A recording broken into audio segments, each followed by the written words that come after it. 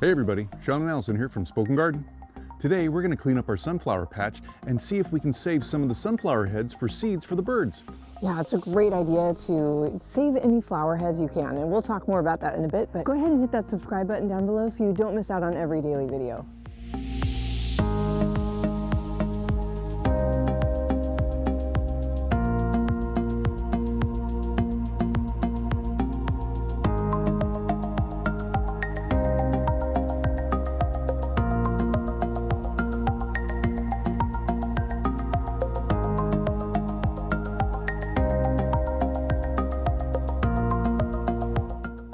Okay, these are all the sunflower seeds we were able to collect and salvage, and what we're going to do is just basically kind of spread them out along here, and the birds can just come and take what they want.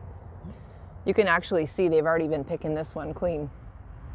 Yeah, look at that. Yep, they have been coming out here. Nice. Could have been the squirrels too, but we've got plenty of seeds left in here. And yeah, we wish we had more, but they've already been eaten probably because they're gone. So now hopefully you can get out and do the same thing too. If you have sunflowers or any other cosmos or zinnias, birds will eat the seeds out of those, and you can leave them on the stem if you want, or you can cut them off and hang them somewhere or leave them around the yard. Make sure before you clean everything up to cut the flowers off that you want to save, and then you can just go through and just clean everything up real fast. So with that, leave your comments and questions down below for us. We love hearing from you guys.